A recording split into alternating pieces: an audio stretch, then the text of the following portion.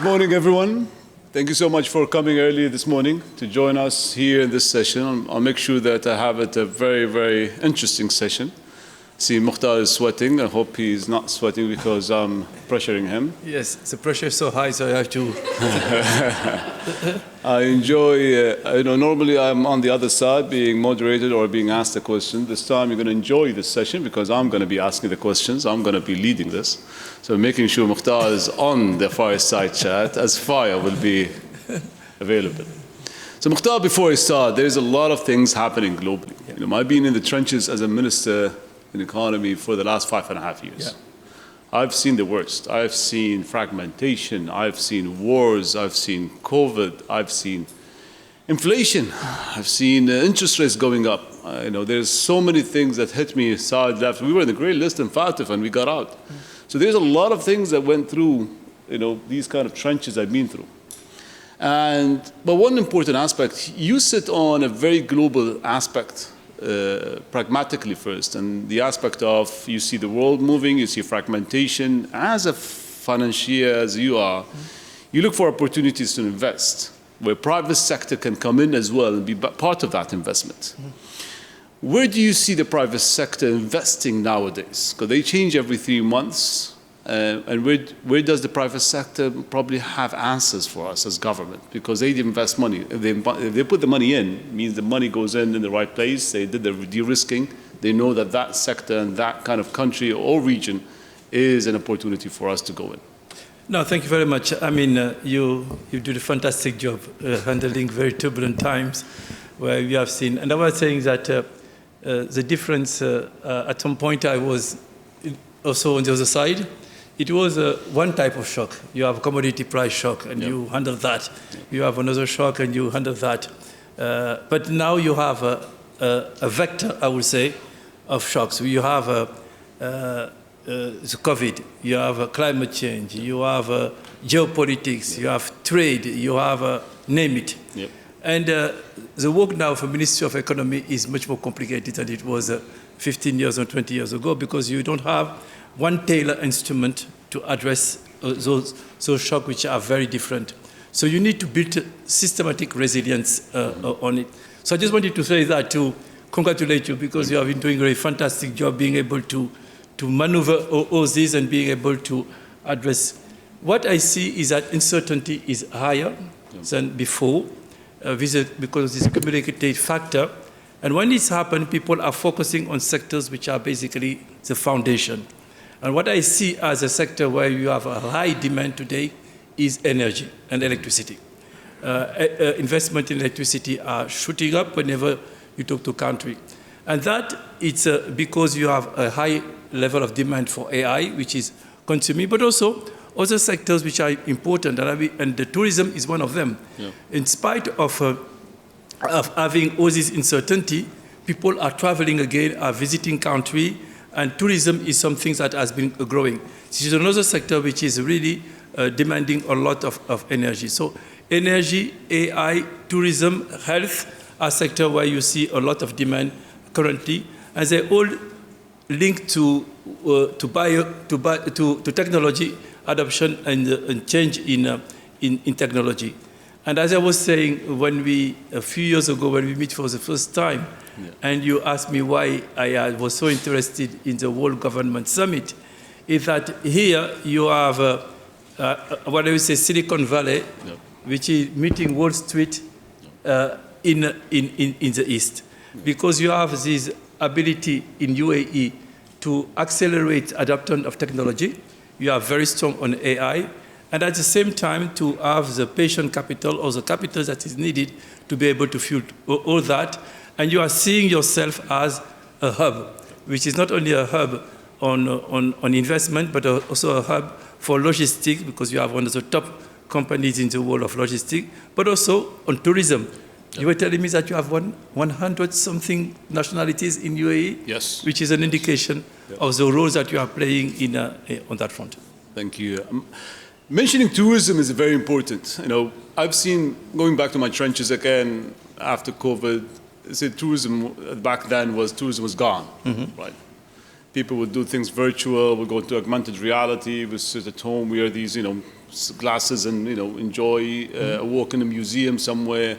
But apparently there was something came up later, was called revenge tourism. There's a lot of people started traveling, people wanted to go out, want to see the world again.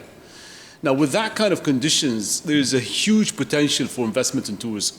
And I think it's important, what are the kind of conditions countries needs to do in order to have that condition of tourism to happen? And where does the IFC plays a role here? So when you ask me the question, I feel very humble, because everybody, when they talk about tourism, they say, we want to do like Dubai. Yeah. So you ask me that question, I have to be humble me. But what do people are seeking? Is first of all, tourism is not one dimension of tourism. And I think that's something that you understood very well. You have various pillars in tourism. I say, if you go to a country for the beach, you go once or twice, and after you look for another beach, which is different, more exotic, and you move from countries to countries. When you have culture, you come back. When you have business, you come back. When you have health, tourism, you come back. I think that what you have been able to do is to do the four of it. Okay? So people can come for different reasons in the country and in a repeated way, which is a little bit the secret of having a strategy in tourism. Secondly, I think that security, safety, predictability, stability is interesting. I look at the country of José Daboub, who used to be also minister and a former colleague at the World Bank. You see the security increase in El Salvador have increased significantly, the tourism input. So that's very, very important. Third, thinking regionally. You are able to attract people to come here, but also if they want to take another part of the region, they will use Dubai as a hub. So thinking about integrating, and one of the reasons I want, in the discussion we had yesterday, 2 days ago, with the Latin America investors, Central America, for instance, need to be seen as a region. As a tourism, you need to think about going to Costa Rica, from Costa Rica to go to El Salvador, and have a package which is attractive for the tour operators. So for us, it's a very important to work on these 4 verticals to make sure that the country offers that diversity. And let me these opportunities that people are not tapping enough in developing countries. Is health tourism. With the aging population that you have in the West, if you are someone who needs long-term care, it's certainly better to do it under the sun and with a beach next to you than doing it in a cold hospital of some capitals that I will not name. So, and when you have the technical capability in those countries, that's something that could create a flow which will be increasing over time because the needs of the aging population will be developing. And if you back it, what you are doing now on genomics in UAE, where you are developing all the research and the data part of genomics, which are allowing you to have more precision medicine, you can really create the chain which allows to build that tourism. So my view is that not think about one product in tourism, because when you do one product, when there is a shock, it's very difficult to recover. And you don't have the supply chain. So that's what I would say. I think you're exactly spot on. When we speak about tourism today, it's more about experimental or experience tourism. When it comes to medical, to experience sport tourism, to experience a lot of tourism today, the youth and the new generations coming in, they want to see more experiences. Social media is playing a big role today, being kind of the travel advisors and aspects of ratings of hotels or restaurants or where to do and where to experience that. Now, my question comes back to the IFC and your role, Makhtar, is with the aspect of how tourism can really play a diversification strategy to economies, creating more jobs, creating more aspects. Which regions are you starting to see that tourism is taking that kind of as well role in playing as well, or a country that plays that role that we could look at a case as well? Do you allow me to make a pre-announcement? Yes. Okay. We've been discussing with the International Tourism Union about a conference sometime in Spain, where we bring the main actor in the world to discuss tourism. And I think that, I don't know, Alfonso, it would be Madrid or Barcelona. He's Spanish, huh? So he's the one who will be choosing the place. But we will be having that meeting, and what we're trying to do is to bring the experience of different countries. Yeah.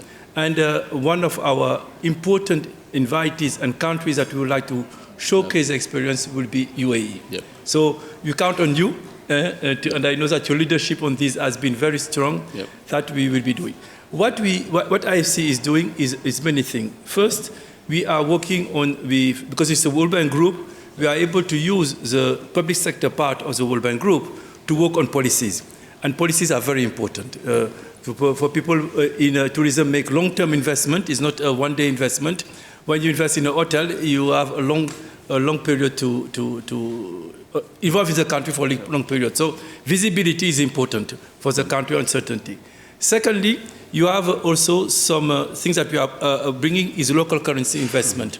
We have also investors who come in the country say, okay, my revenue will be in local currency. If I have an investment in dollar denominated, I have a mismatch in my currency, and that increases my risk profile. So we are doing more and more local currency investment, and that's very well received. Third, we have a product which is called Edge, which allows you, we take a building and say what we take for this building to be considered as a green building. And it's very useful because tourist destination using as a marketing product to say that my hotel is green. And secondly, they can access also green funds, which are allowing them to reduce the cost. This has been used extensively in Latin America, in Colombia, for instance. And companies which are certified EDGE can go and issue green bonds on the market and raise money at a lower cost. Do you facilitate that? Do you help them to do that? Absolutely. We have issued a lot on these. We have been actually among the first issuer of green bonds. Tourism green bonds. That's what we will do. And you hinted at something. I think that the next step is to have an instrument, and I know that there is some thinking about it, whereby we will have a bit more fund specialized to financing in tourism in emerging countries. Yeah. So this is something that I would love for us to continue working on, because I think that there are a lot of funds, infrastructure, but there are not a lot of funds dedicated to tourism. Yep. And I know that you're thinking about it. And this is something that will be, to my view, boosting investment in tourism by bringing the right. And such a fund, what we could do is take the first loss, take the local currency risk on our balance sheet, yep. And all these things that will be facilitating investment in emerging countries. But last point that I think we should not underestimate is skills. Yep. Okay. And a lot of countries which are engaging in the tourism industry don't emphasize enough the skill issues. Skills, yep. And that's the first thing that you do when you are tourist in a country, is to see how people are managing an hotel, how the service, the quality of the service. Yep. And if you don't have the skills, you are not cut it. Doing it. I'm going to come to the last questions of the day. We have Sheikh Al-Nuwais as well joining us, the UN Secretary General for the UN Tourism. And I think this is something which has been in discussion around the room.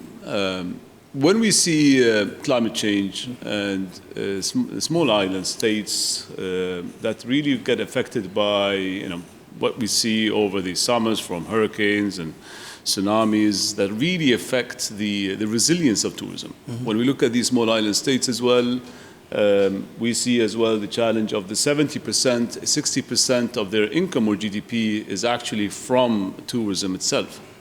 Now, what role can we play regionally, UAE, IFC, to really build up that resilience in small island states? They deserve more to really support them with these climate change that happens. I think there's a bigger, more role that we need to play at. And what do you think on that role could be or shape for the IFC? So once again, congratulations for your leadership, because yesterday I was with your colleague, the Minister of Foreign, the State Minister Foreign Affairs, to discuss exactly that issue of what we can do to support a small island.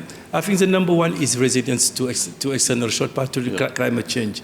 I think that a good case is recently Jamaica has faced a huge hurricane, and we were able, us as World Bank Group, to quickly disburse money to have the country rebuilt it, because we had instruments on But the problem with that, Makhtar, the money goes to other humanitarian aids, but do not go for tourism. Yeah, but how do we need to? Tourism has a bit of balance of that. As well. No, you're perfectly right. What we do is that part of it is help companies, tourism companies, which have been hit to at least stay afloat. But secondly, is to ensure, as in those countries, to build infrastructure which are resilient to climate change. Very, very important. Because what happens is that we saw the difference when infrastructure has been built thinking about climate change, and there is a hurricane, you can quickly recover, and it's becoming a disaster if you are not doing it. Secondly, these islands face a big problem of connectivity. Yep. And we were discussing in the small state strategies, that's the way we call it, where it's difficult to move from one island to another, it's very costly. My belief is that the international community at large should think about a facility to really lowering the cost of connectivity among islands.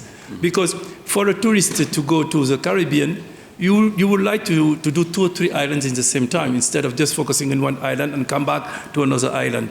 And if it costs you so much to travel from one island to another, it becomes a constraint. So what I was discussing with our colleagues who are covering the Caribbean at the board of IFC is that what can we do to take a great bargain, a grand bargain, where we lower significantly the cost of logistics and mobility among islands. I think that would be helping us to critically bring a larger number of people in those islands. Third is you still have needs of investment in real estate. And I think that UAE, the meeting that we had 2 days ago, is a good opportunity to bring the real estate developers here with them. When you go there are some islands where the facility are not at par to what is the kind of. If you want to move from backpackers. Our real estate developers are very busy. Yeah, but they can come. They have huge capacity, so we bring them here. Thank you. Makhtar, thank you so much for joining me here on stage as a fireside chat. I hope I didn't stress you a lot with my questions. No. Please, everyone, join me. Thank you so much. Thank you so much. Thank you so much.